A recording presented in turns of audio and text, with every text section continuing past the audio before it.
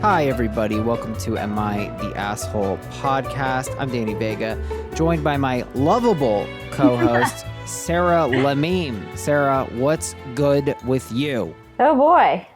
Some interesting goss that we will delve into in the Patreon. Wow, you're going right into it. I mean, that's the only thing that's new with me. Like, one thing happens to me every 3 weeks, and I gotta milk it for all it's worth.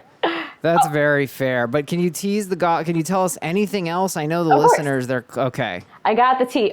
Basically, I was an asshole, and now my friend is not speaking to me. That's really shocking. I mean, Hooray! just so you guys know, everyone right now who's like, this is bullshit. I don't want to pay for the Patreon. If you do want to pay though, by the way, patreon.com/AITA pod. But I don't know. Sarah hasn't told me and she's not going to tell me. So I'm itching just like you. So we're in the same boat. All right. Well, that is juicy. I guess I can give a little bit of juice here. I don't want the listeners to think we're only giving away the juice in the bonus. My crush has agreed to go exclusive with me after my highly controversial 4 days after kissing ask. One of the craziest things I've ever done. And I told my coworkers, and they said, because I worded it, I go, I got an exclusivity agreement, and they were like, "Oh, did you make her sign something?" Literally, it makes it sound like you had her sign some sort of contract, which I might have people start doing, to be honest. Hey, I would if I could, and I know you would, Sarah. Come on.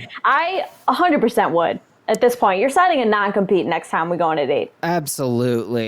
You can't tell anyone anything about me. You can't date people like me. You got to lock it the fuck down, okay? No Dannys either. You're done. Once you date a Danny Vega, there's no Danny Smiths for you. You are out.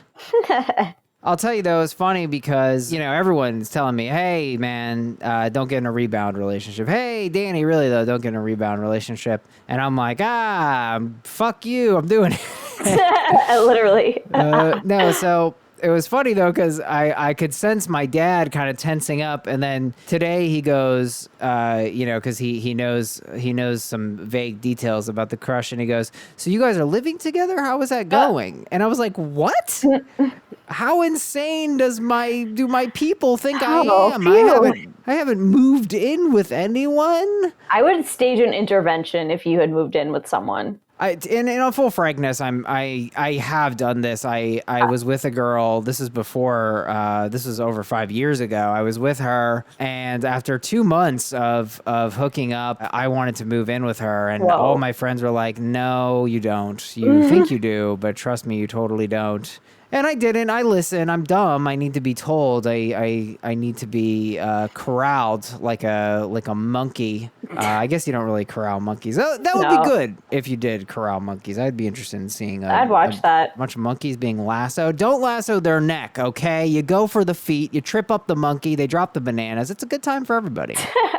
Oh, anyway, folks, I don't know. What else can I say, Sarah? It's fun to have a crush. Come on, I'm people. impressed. I feel like I haven't found a relationship in at least 5 years. And you just got out of one and you're right back in another one. I know. It sounds bad. How do you do it?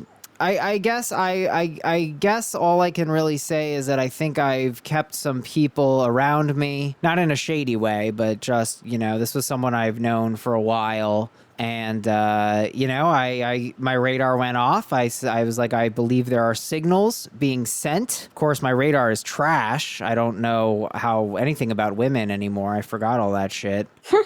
But yeah, I guess that's all I can say. I really do believe for anyone struggling out there, it's all about working on yourself. I really think that's the key. I mean, and I hate to say this like I'm some kind of expert or anything. I mean, I'm not, but I've always believed in that because as a policy, I really don't chase. I'm against chasing. I believe chasing is very dangerous, and that's how you get burned. And I don't like to be burned. Nobody does.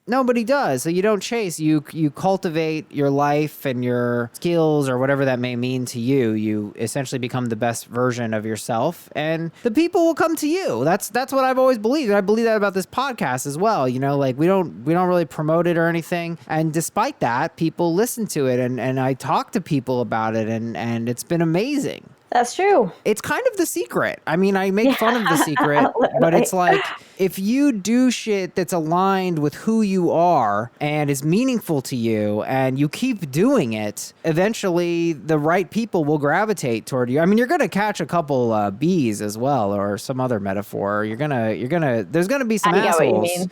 as well, but you'll also hopefully bring in some good ones. Yeah, I mean, I am just waiting for Mr. Right to break into my home at this point. Do you think though that okay, let me pitch this, Sarah.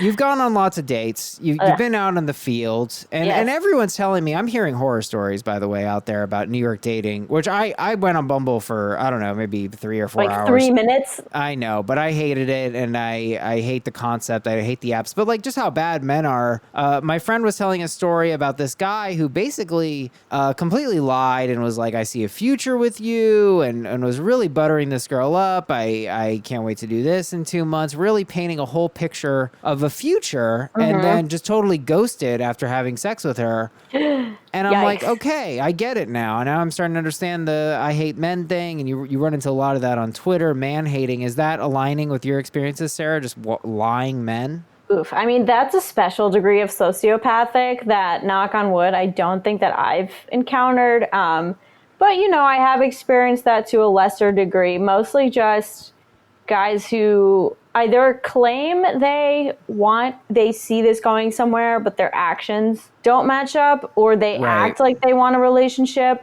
but claim that they don't. So, and then part of it's on me for being like a complete, like, Bambi-eyed, naive fool. But, you want to believe what someone's telling you when you like them. Right.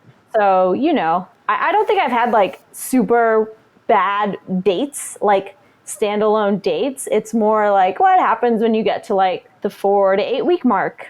That's when the mask starts to slip. Right. Well, you do have I mean, that's interesting that you say a mask. You do view a lot of these interactions as essentially false. You're getting a false impression of this person. Yeah, the thing that I'm realizing about dating, just from like being in therapy and also attempting to write about it, is like it's very hard because you have to sort of, and maybe I've gone too far in the other direction where I'm just like too analytical and calculated, but I feel like you have to be very objective, which is nearly impossible because your feelings are involved. But like you really have to just kind of objectively take stock of someone's behavior and also what they're telling you, and really like analyze what signals they are giving you without getting that like adulterated by infatuation. I don't know if that made any sense. No, it makes total sense. I mean, look, it's easy. It's easy for me to sit here and act like I know what's going on. And fortunately, I'm very aware of the fact that I'm infatuated at this point, and I'm delusional and insane. It's the idealization phase, and I recognize that it may fade. I don't think it will fade catastrophically because I've talked about this with this girl, and I was like, we have flaws, and we're gonna fight, and all the horrible shit will happen.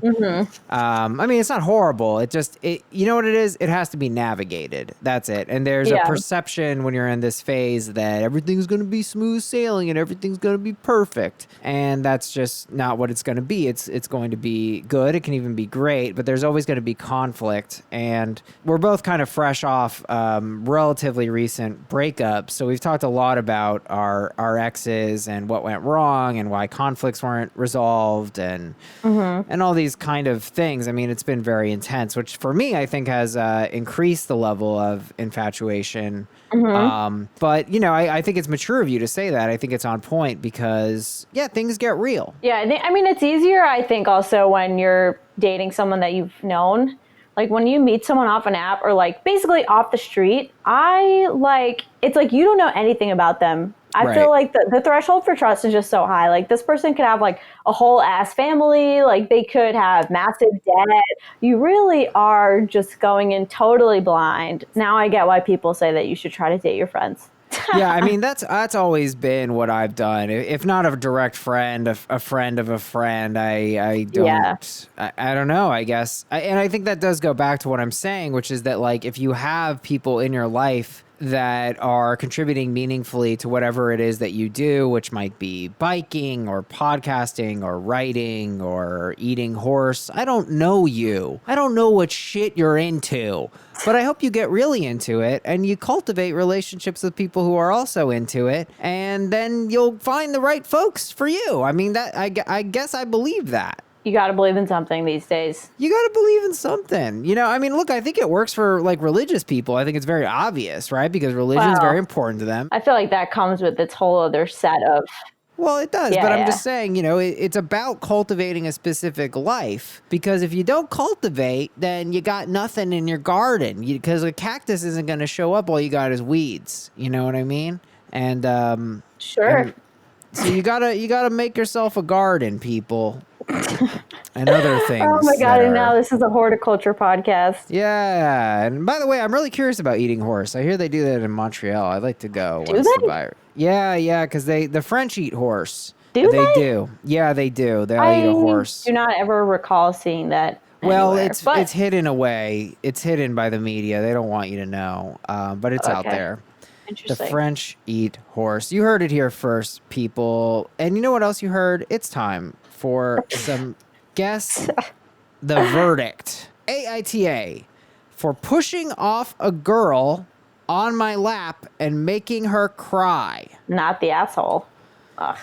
I didn't think about this quickly. Wow. You are correct. Ah, phew. Now, it is a rather odd tale. They were in a very cramped car. She, could have sat on someone else's lap, but I guess she ended up on his lap. But then when they got to the rest stop, he's like, okay, why don't you sit on Joey's lap or whatever? Mm-hmm. And then she was crying and then ended up saying all this weird shit, like that she thought they were a thing. And he was like, no, I have a girlfriend. Like, it was just, we're in a clown car, so it's not like a thing.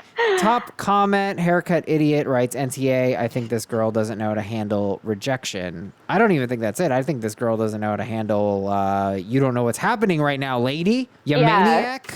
Oof. I had envisioned like a totally different scenario, but I was just envisioning like this girl trying desperately to hit on this guy at a party. So she came over and sat on his lap and he pushed her off because he wasn't into it. But you know what? Same outcome, same verdict. Well, that's 1 point for you, Sarah. It's a formidable lead. It's very scary. Let's hear it. I read too much Reddit. All right. AITA for forcing my GF to get an abortion. Wow. This is just so obviously horrible. I'm just going to go with it. YTA. Yeah, you'd think. This is how I go down in flames. I was like, I opened this one and I was like, there's no way this guy is not the asshole. You got me. Yes. Okay, here's the deal. Opie was dating his girlfriend, Amy, for 2 years. They were going to get married, everything. Amy gets pregnant. Everyone's happy. They shop for rings. But then suddenly, Amy gets an abortion a few weeks later because she doesn't feel like they're set in their careers. Opie is pretty devastated. They break up. So now, this is the point at which I doubt this whole story. But Amy is roommates with Opie's ex, and the ex informs her that OP's family is loaded. So then Amy is mad at OP for forcing her into an abortion. And the top verdict was NTA.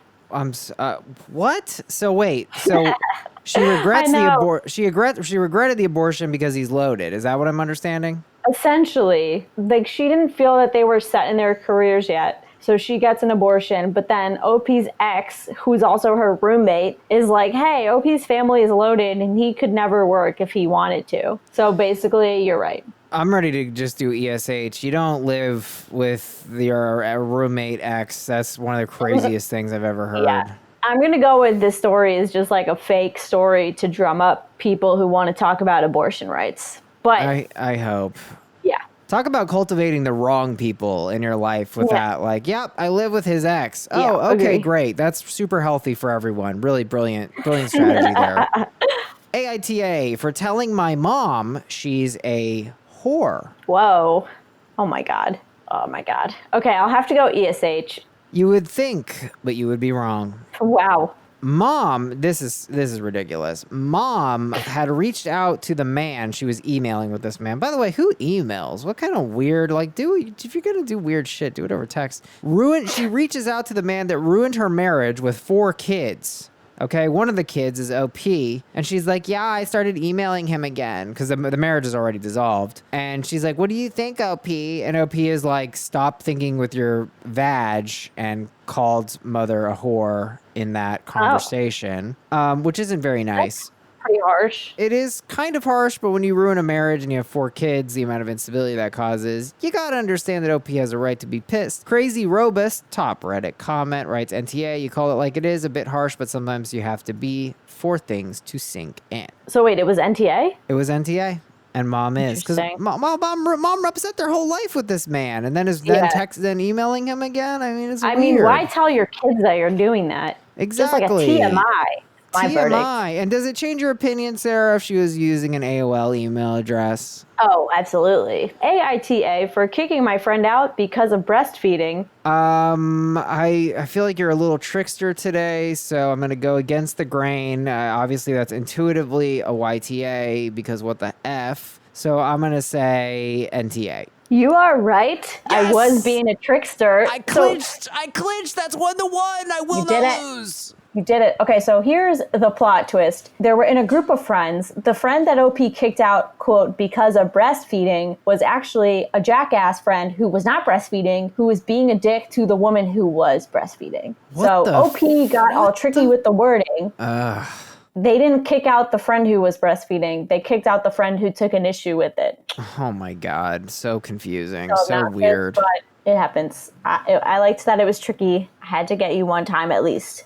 You did get me once. I think I'm the reigning champ for now, but I know it is only a matter of time before I am dethroned. Yes, we will just have to wait until next week, or you can also hear us play more Guess the Verdict on the Patreon. Yes, people, we would love it. We would really appreciate it. It would mean the world to us if you could rate, review, and subscribe on iTunes. Guys, we put a lot of effort into the pod. We work on it. It's a thing we do. And by the way, I love it. I love it all. It means so much to me. I tell people this is my most meaningful comedy thing that I do. Hooray! It is, because it's connected me with so many people, and I feel like I'm a lot wiser and smarter, and I'm a better person for it. And I hope we're helping to make you a better person. But look, if you want to help us at all, it would be great if you could just give us 5 stars over on iTunes or give us a rating. And then we do have a Patreon, as we mentioned before. Sarah's got juicy gossip. I mean, this girl ruined her friendship with someone, which is not like her.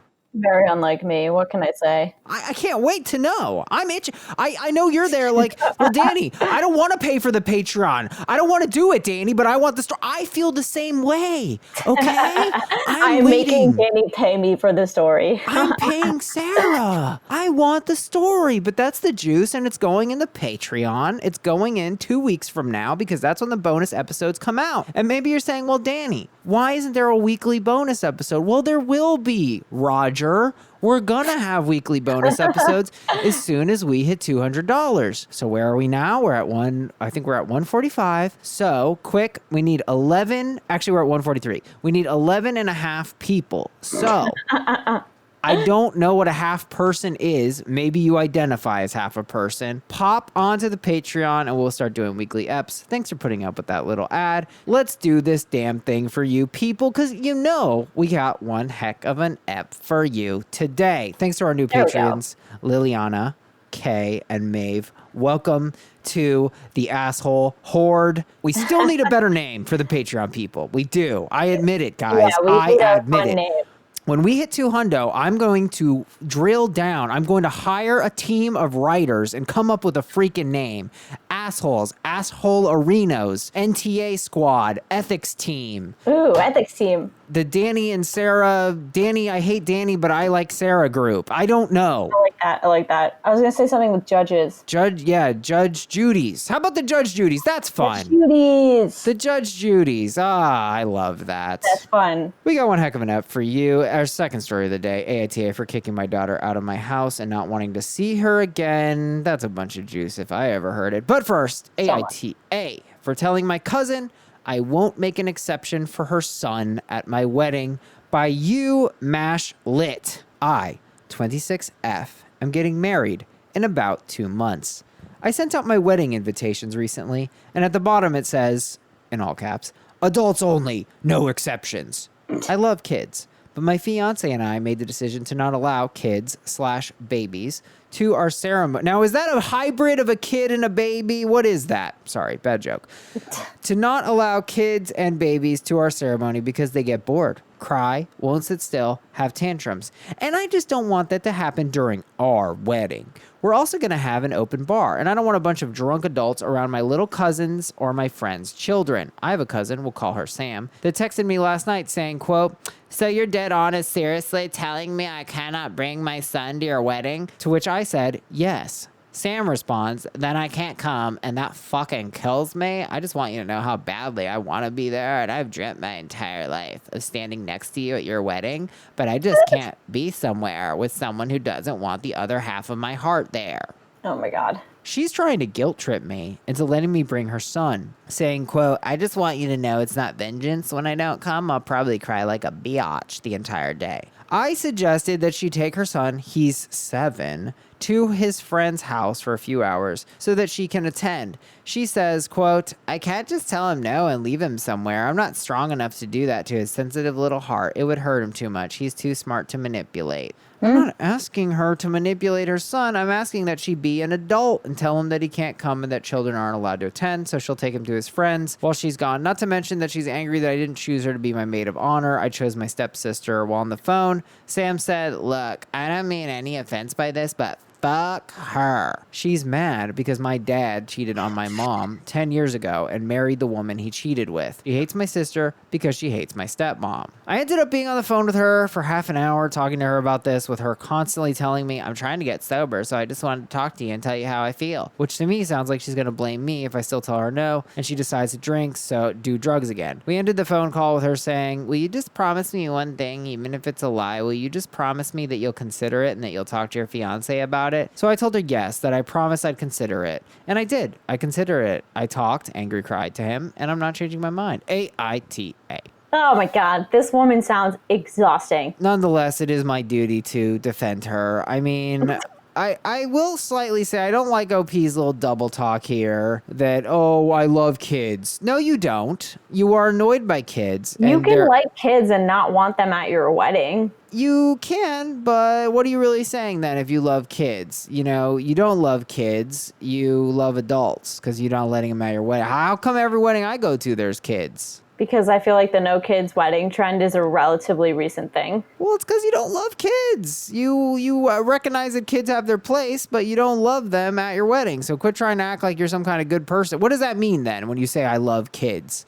You don't love kids. You are okay with kids. Maybe you love your kids, but no one likes kids. They're horrible people. They're undeveloped people, and you don't truly love them if you don't want them at your wedding. Not in a sense of like you're a bad parent, but in the sense of like you don't enjoy their presence. Of course you don't. Wow. I feel like Sarah, you really unloaded there. You couldn't do that with anything. "Oh, I love dogs. I love dogs." "Oh, can I bring my dog to your wedding?" "No.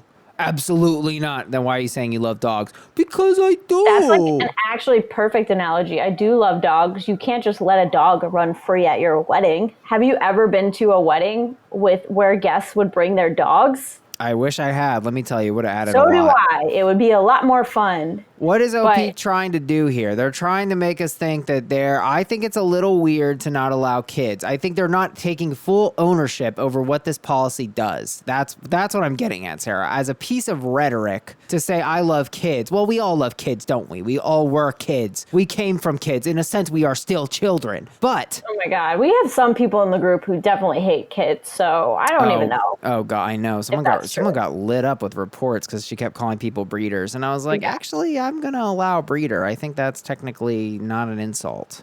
It doesn't sound like it's said in a nice way, but I just kept looking at it and I was like, I truly don't know what to do with this, so I'm just gonna leave it here. If you have kids, you're a breeder, and if that offends you, then I don't know, you're not taking ownership over the fact that you bred. I don't know. I don't find it insulting. You know, it's like if somebody called me... I guess. I don't think it's meant in like a factual way. It's clearly meant to be kind of derogatory. I guess, but it's like such a bad take. I mean, the child-free take is so like, oh, kids are, oh, I don't even know. What is the perspective? Crotch goblin in the other episode, something crazy like that. I mean, I agree. I That's agree the it's thing. a bad take, but I also agree that people who call people who have kids breeders are not just using like a sort of objective term with no connotations attached. Like they clearly mean it as a dig. No, of course they mean it as a dig. I don't refute this. My point is that I don't think it has any teeth. Look, if you're insulted by someone calling you a breeder, I don't know what to make of that. It's like, well, let me explain something to you, child-free people. Why don't you look out your fucking window? Society was built by breeders, motherfucker. So what's the issue? So you're mad because you don't want to do it?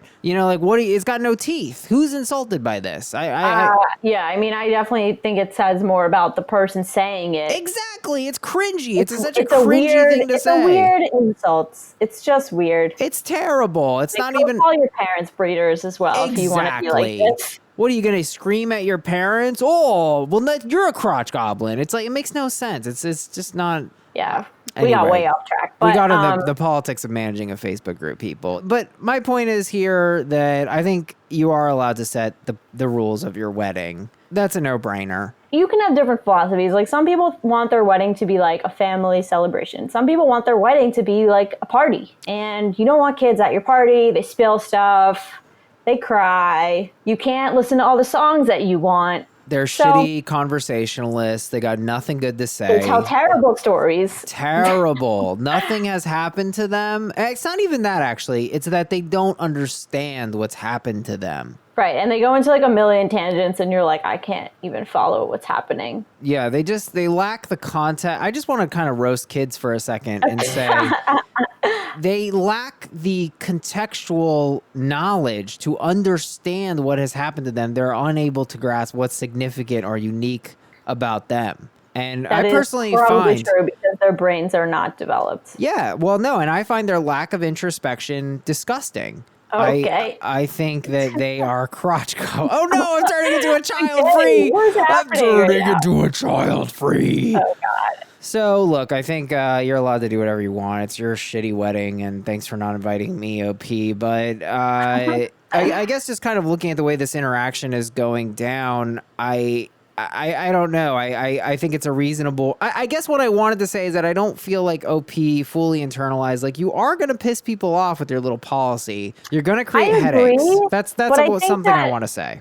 I think the people who you're going to piss off the most would be like people with newborns and like young children. People who can't afford childcare or it's a headache. This woman has a 7-year-old, so that's what, first or second grader, and she like has options apparently if OP is suggesting them. So if this was a newborn baby, I would feel differently, but I'm just like, this woman needs to calm down. And I don't think it's about the son at all. I think the cousin is like pissed that she wasn't a bridesmaid. She has like other issues going on, and she just like is acting out. Yeah, she wants to like control this wedding. I feel like I think you're spot on, and look, I think that's another wedding issue, and you gotta come to terms with that, and you gotta take ownership over that, which is that you're probably gonna hurt someone's feelings.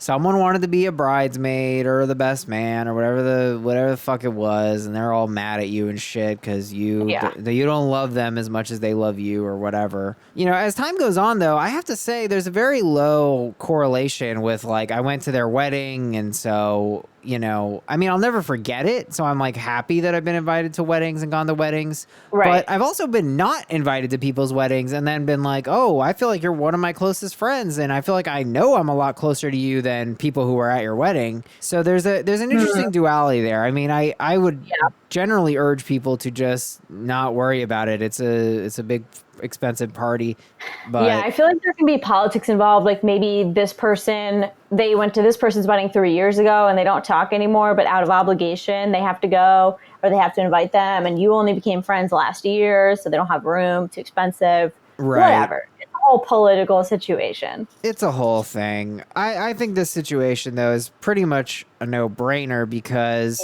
it's her rule. I think it's a reasonable rule. I think you are going to put some people out by it. So you got to own that. And I think that's worthy of an apology. I'll say that. You're going to put people out. Like, I like your newborn example. And it can translate any variety of ways. And I think you just have to say, like, look, I'm really sorry, but this is what me and my fiance agreed upon. Yeah. And I'm sorry I put you out. I do care about you and I want to have a relationship with you. And, I'm sorry this isn't working out for you. It's just my big party and that's how I'm setting it up. Yeah. Anyone who makes this rule, like, has to understand that there will be people who won't come because of the rule. To me, it seems like the cousin is kind of throwing a fit and using the rule as an excuse. Right. For me, I'd like to have a wedding where there's only 2 groups allowed, child-free people and dogs. Let's just see what that cooks. Let's see what that does. Fine. Becky says, NTA, I can't deal with people like this who literally cannot separate themselves from their crotch spawn for a few bloody hours for something as special as a wedding. Crotch spawn, here we go. I will say that the OP's cousin being like, I just can't be there if the other half of my heart isn't there. I'm like, okay, ma'am.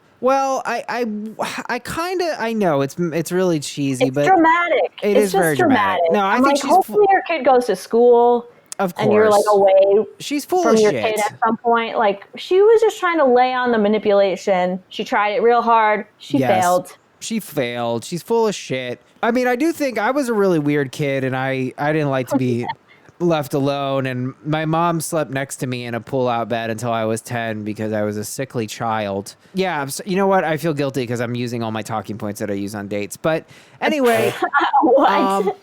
Yeah, I mean, no, but she's full. You're right. Because everything she's saying is not really worth dissecting because it's all manipulation. She's clearly butthurt about the other thing. It's bullshit. Yeah. But I mean, I guess I was going to say I can envision a child that is very sensitive. I'm a very sensitive man. So, this is true. But I still think it's ridiculous to think that need, that your personal need would override the bride and the groom. It's their thing. I mean, it's pretty obvious. Mike M says, NTA, rules are rules. Your wedding, your rules. Well, somebody had to do it. Brian G, NTA, she can't manipulate her son, but she's trying her damnedest to manipulate you.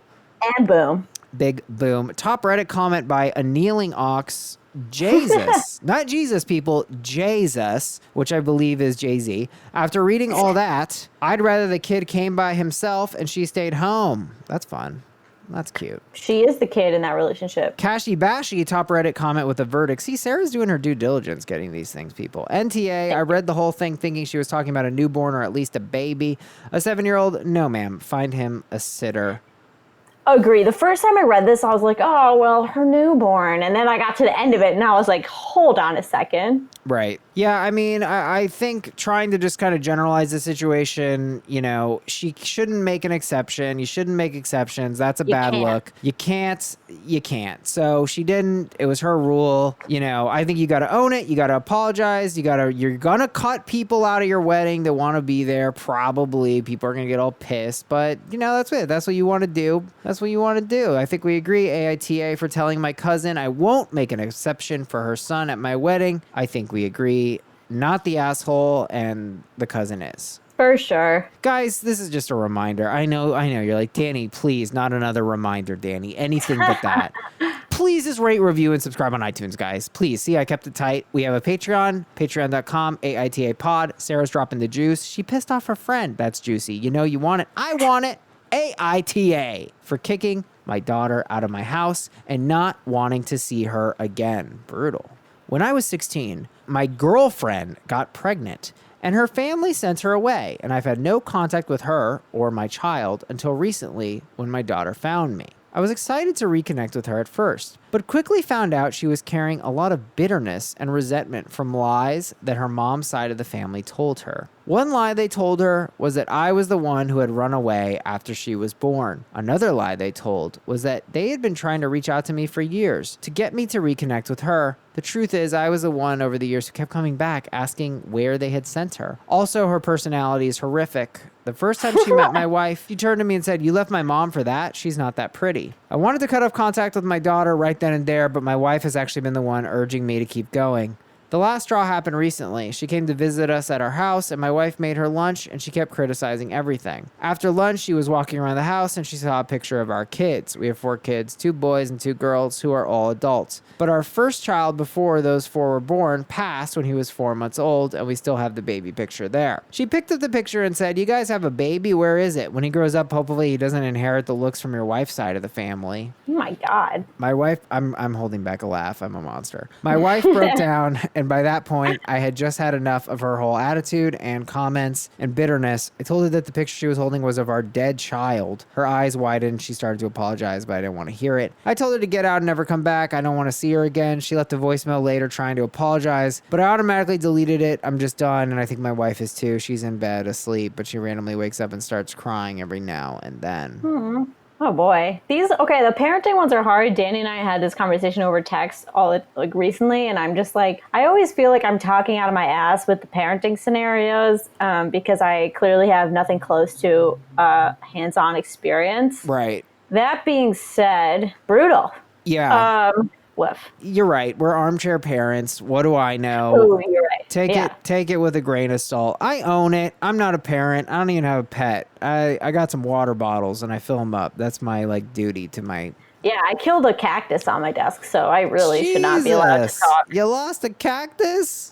I killed it. I watered it too much. Oh my God, you overdid it. You smothered it. You're a smothering mother of a cactus. Yes. I gotta say though, I do not love OP's vibes here. I mean, first of all, we're talking about... Oh, I was getting confused. It was when OP was 16. So how old is this girl? Yes. We don't even know. That tripped me up too. I was like, this is a 16-year-old. She's hormonal. Cut her some slack. Then I started to do the math. I was like, is your 40-year-old daughter calling your wife ugly? What the hell is going on? Yeah, I'm a little confused. He doesn't give the age, so that would change my answer. I mean, if you got a 16-year-old daughter acting this way, that's very different from a 30-year-old daughter, or even a 25-year-old daughter. Nonetheless, they are a daughter. And I maintain from my armchair parenting stance that the parental relationship, even though this relationship was rendered no contact, I maintain that it's your responsibility that if you birth another human or if you're responsible in the birth for another human, you have a permanent duty to care for them and help them as much as you can. Really, I mean, with some rules, I guess, with some limitations, but really, they're kind of your problem. Yeah, I mean, this situation is just so bizarre. It's utterly bizarre. Because, I'm like, OP, they had this child when OP was 16. Now OP has 2 grown adult children. Right. 4 grown adult children. And then that child is presumably older than OP's children. Right. If that's how math works. So this is almost more of I don't know, that's gotta be a strange relationship. Meeting your parent for the first time when you're like a full ass adult. Yeah, strange. No, it's very strange. I think it's tough too because I speak of this duty, but then of course, OP also has a family and he's got kids, including the deceased. And so he's got to protect his family. Yeah. I guess what I would say is, do I think this daughter should live with them? Of course not. No, I don't even think that's on the table. Oh, did I misunderstand that they were living together? Yeah, no, I told her to get out and never to come back, right? So yeah, but I think he just meant she was over. Don't come over. Yeah, I mean, I guess what I would say is, to me, at this point, I see a lot of pain in this person, the proverbial hurt people. And yes. I would say to OP, hey, you should not let this person, this daughter of yours, be able to speak to your wife, be able to speak to your children, but you should try to help and digest and go through what's happening, because this person is very hurt, and I think they were raised very poorly, and they probably got a lot of shit to go through, and they're your daughter. Yeah, this one feels very above my pay grade, but I'm like, yeah, I mean, where do you even begin to repair a relationship with a fellow adult that is clearly so broken that they're coming into your house and acting like a cartoon villain, calling your baby ugly? It's just, oof. Yeah, no, it's thoroughly fucked up. But, a lot of that, I think, comes from a place of, hurt. So, I mean, I understand both sides because I understand why, like, the daughter would have like years and years of pent up hostility for this man who she thinks abandoned her. I also understand why OP wouldn't want some random adult, not random, but some adult to come in their house and just start like insulting the shit out of their family. So I see both sides. I guess my point is that I don't think OP is okay if he just totally cuts this daughter out. I think obviously they need to have a circumscribed relationship, a controlled relationship, therapy being an obvious context for that, meeting weekly or whatever, having phone calls somewhat regularly, because I do feel whatever I think about parenting, I do think it is pretty much a permanent duty, and I think that comes with being the responsibility of having kids. So that's sort of where I'm at. I don't blame him at all, though, for what he actually did, was telling her to get out. I think the never coming back to me seems a little bit, I mean, if he said that in the heat of the moment, whatever, but that he would permanently cut her out, I'm not okay with that at all. I don't disagree with anything that you've said. Great. Well, I love to be not disagreed with as opposed to agreed with. That's really ideal for me. Thank you, Sarah. Whisper M writes, ESH. It's hard to empathize with her attitude, but you have to remember an entire life of growing up hearing such negativity can be hard to reverse. I wouldn't have gone with, quote, never see you again, but definitely, quote, don't come back until you have some respect and an open mind to hear my side of this story. I think that's on point. I mean, we kind of reacted to the same quote there, the finality being very alarming. I don't necessarily think that this is a realistic view of how simple this can be. Like, oh, well, she heard your side, so it's like, no. This is going to have to be processed and repaired. I mean, this person's trust structure, their interpersonal relationships. I mean, we're talking about really deep shit. And as you put so beautifully, a fellow adult, we're talking about probably years of therapy. You can't just hear that basically everything that you thought growing up was wrong, and you'll be like, oh, okay, cool. Now I know your side of the story. Like, that's got to fuck someone up for a while. So, of course. I mean, I feel bad for everyone. It's tough. It's a very tough sitch. And T writes, NTA, if OP's kids with his wife are all adults, then his daughter should definitely be old enough to know not to act so horribly. I mean, I do agree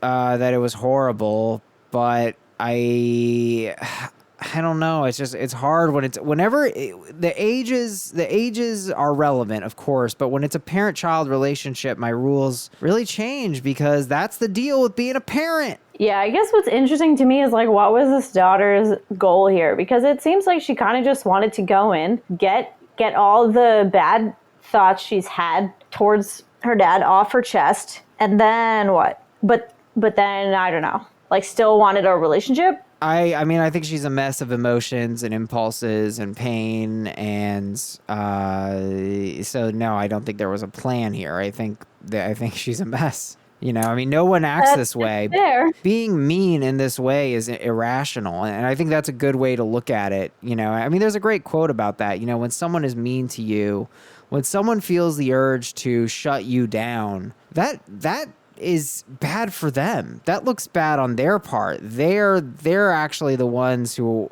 are being hurt by that and being impacted by that. Of course, it can hurt your feelings, but that's about them ultimately. Yeah, like, what do you mean, when someone's just a dick to you? Yeah, when someone's a dick for no reason, someone says something mean for no reason, that is about them and their kind of complex. That's their way of coping with the world, and they're the ones who have a problem, because it's irrational, right? It's self-defeating behavior to be mean like this to people. They don't like it, and then they don't like you. So what? How is this a win for anyone? I say this as a person who's mean, but when I'm being mean, I'm trying to be funny. And so if it's not funny and it's not taken well, I'm very apologetic. I actually screamed at a woman last night at a show. She had a puppy, and I was bombing, and so I yelled at her puppy, and I said her puppy was stupid because it was a... So you agreed that dogs should not be everywhere, such as weddings. See, I had to really eat my shit, Sarah, because this dog was actually a really good girl. She didn't bark once during the whole show. I can't believe you yelled at a puppy.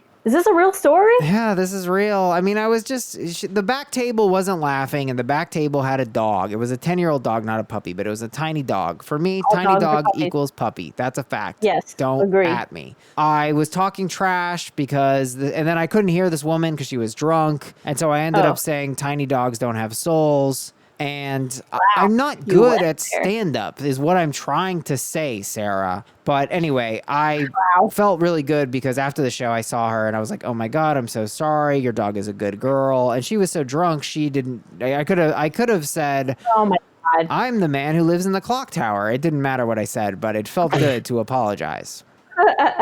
Wow. Sarah B writes, ESH, she's been lied to her whole life. She doesn't need a parent to disown her when she was told you abandoned her. She's pushing you because she actually wants you to pull her in. She needs therapy and stability. Beautiful. I love it. She's pushing you because she actually wants you to pull her in. That is what this is about. People who are mean are actually trying to bring you in, and that's the only horrible way they have of doing that. It's terrible. That's what I'm saying. It's irrational. It's just not good. It's a lose for everyone. Wendy M, YTA, you think it's easy for her? Do you think it will be a walk in the park to establish this relationship? No, it will be very difficult. If you don't want to work, stop it now and let her start to heal. Valid point. I think that's fucked up. I don't think it's your right. I don't think it's your right to walk away from your daughter. I think that's messed up. I didn't think that she meant it quite like that, but I get what you mean. I think she just meant it in like a tough love way. Well, I mean, I guess if he's not going to commit to it, if he's not going to take ownership of the fact that this is his freaking daughter and she's hurt and she's in a lot of pain and it is manifesting in a monstrous, cruel way, if he's not going to own that and be a parent,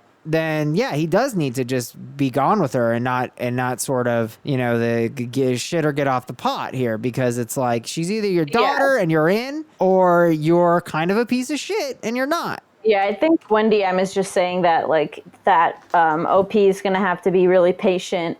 They're probably going to clash many times. It's not going to be easy. So OP needs to get used to that. 100%. Incredibly difficult, painful, but I say that's what you sign up with when you do the parent thing. Sandra B, it's in the terms and conditions, people. Read it closely. It's fine print, but it's there. Reader terms and conditions. Sandra B writes, ESH, keep mind, not only did she grow up without you, she was fed lies about you. Now she's reconnected and is probably pissed because those pictures probably showed her what she missed out on all those years. She needs time to unlearn the negative programming, and you need time to adjust to her being present in your life. Yeah. Sure, I agree with that. Of course, she's got a whole lifetime of shit that you don't know about. Yeah, that sucks. Top Reddit comment: nose and toes. NTA. The daughter was born when he was 16, and he has adult children now. This long lost daughter is definitely an adult and old enough to know better. I think this is a very coarse view of human beings and how they were. Oh, you're old enough to know better. You're old enough to know better because your number is good. Your number's good, so you should be a nice person. It's like, no, people have trauma. People don't have exposure to the right relationships or the right podcast that turn them on to self-awareness, to working on their shit, to figuring out why they are the way they are. So, again, I'm going to land back on parental duty. It's a lifetime duty. This guy absolutely owes it to his daughter. So I think looking at it from a heat of the moment perspective, AITA for kicking my daughter out of my house and not wanting to see her again. Actually, no, this is clear cut, because the not wanting to see her again, I say YTA, because that's how this to me is a, what's the word I want? Dogmatic thing. It just is. What do you mean? I'm a dogmatist. When you're a parent, you cannot push your kids away like this. I mean, not in this situation, at least at this level, right? And I'm not saying that what she did is an asshole-ish. Of course it is. But you signed the parent contract. If you didn't understand that getting into it, I don't give a shit. You need to internalize that you have an eternal duty essentially to your child. And what she did is wrong and horrible, no question, but I can't look at it as an ESH, because in my mind, the parent is never equal to the child. Never. Okay. I hear all that. Yes. However, I'm going to have to go with a less dogmatic approach because of the ages and go with ESH. That's fair. I just can't blame OP for getting emotional. That adult said some fucked up shit in OP's home. Well, no, but I'm coming not for the kicking out, but for the not wanting to see her again. And I'm obviously taking that literally. Obviously, the desire to not see her again is 100% understandable, but rather the action of never seeing her again. That's how I'm interpreting that. Yeah, I'll still go ESH, but I respect your view. Well, look, Sarah, there's room for a moderate on the podcast. And you know what else there's room for? Listening, subscribing, rating, reviewing on iTunes. God, we just really appreciate it. That's why I keep saying it. And it really helps us. It helps us grow the pod. If you could leave a little review, talk shit about me, say Danny's a dogmatist, Danny's whole thing, yelling the woman at a dog, he needs to be medicated. I agree, okay? I agree. We also have a Patreon where you can get Sarah's juice, my juice, more juice. You like juice? Drink juice. That was sexual. That was sexual. That was weird. Patreon. Nothing sexual on the Patreon. Well, come on. We gotta keep it interesting on there. Patreon.com/AITA pod. Now it's time for everybody's favorite part of the show, listener submissions. AITA for not attending my BF's family gathering. I, 31F, have been with my boyfriend, 31M, for a year and a half. When we were first dating, he mentioned how important his family is to him, and I was down to spend time with both sides as his parents are divorced. His mom is usually nice to me, but 80% of the time she's talking to my boyfriend, she's incredibly insulting to him. She's called him weak, an idiot, and more recently said he was getting fat. It pissed me off not just because it's incredibly rude, but also very untrue. He eats very healthy and exercises at least 5 days a week. He's probably the most active person I've ever been around. I, however, am less active and have allowed quarantine to take more of a toll on me physically. I've gained some weight that I'm working on losing. She complains similarly about other members of the fam, beyond just venting. It's really rubbed me the wrong way and makes me not want to be around her. My boyfriend sees where I'm coming from, and we've mostly kept her at a distance and made appropriate boundaries. My brother's boyfriend's birthday is coming up, and she's organized a party for him. I'm having anxiety about attending because, one, although she's taking precautions with invites, we're still in an area that has rapidly increasing COVID cases. Two, I've already witnessed her make comments about my boyfriend's non-existent weight issues and really don't want to deal with any comments about my weight gain. Although my boyfriend and I have enforced physical boundaries so far, I know she will find an angle to make us or me look like we're overreacting if we don't attend this one. They usually use a justification that through anything, their family always has each other's back. Sure, but I cannot stand how he gets treated by both sides. Dad's side is better, but still tends to be insulting. I really love my boyfriend, and I know I'm not the first person to bump heads with their kinda mother-in-law. AITA if I keep skipping family gatherings, at least until I lose my quarantine weight. Okay, actually, there's one part of this story that I don't believe, which is that the mom is nice to OP most of the time. I really can't fathom how you would be so mean to your own child and nice to their significant other. Right. I don't buy it. Yeah, I agree. I mean, I see a very toxic family system here. I mean, I was talking about this with a friend recently. There is a value in our society, the value of family. And it's going to maybe sound for a second, I'm talking out of both sides out of my mouth. I do believe in the concept of the parent-child. The parent should always care for the child and be there for the child, etc. And I'm a dogmatist about that. That said, if your parent's a piece of shit, fuck them. If your cousin's a piece of shit, fuck them. If your brother's a piece of shit, fuck them.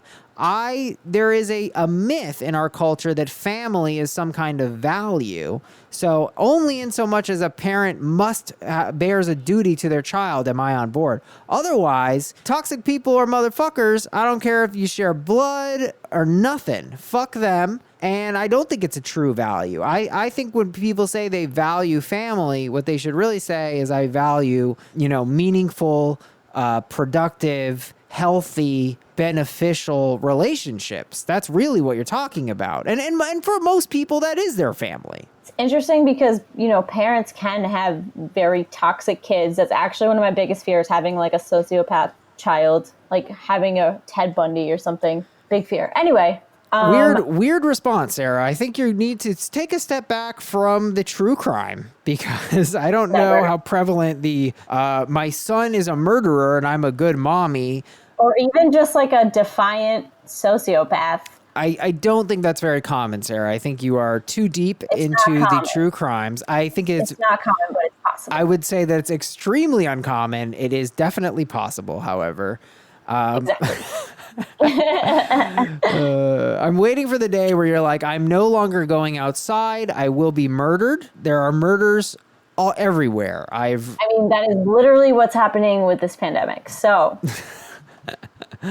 Anyway, so I understand why OP is feeling the guilt, though, because we do have this concept of a duty to family, that we need to be part of family gatherings, that it's somehow a good thing. I mean, it's not even her family. Fuck that. Well, yeah, but it's family. It's his family. And, that's how it goes in a relationship. You've got to meet, the other person's family. So I really do believe, though, that this family sounds toxic and cruel. And... Yeah. It sounds to me, the only thing I can say is that I don't hear a lot about boyfriend. Yeah, what's he doing when his own mom calls him fat? Like, hello? Exactly. Like, I guess that's the only kind of thing I can kind of say, like, hey, OP, what's up with that? Because is your boyfriend the one who's upset at these comments? What's the deal? Because... I mean, he's like desensitized to it at this point. I don't think I could sit there and like watch my partner's mom berate them. But that being said, I don't think this is really on her to accept or refuse. I think the boyfriend needs to deal with his family. And like, I just hope that he's not making OP be the bad guy. Exactly. I think that's exactly where I was going with this. You don't want to stand between someone and their family. You don't. Mm-hmm. And it does kind of sound like she's a little bit potentially creating a problem.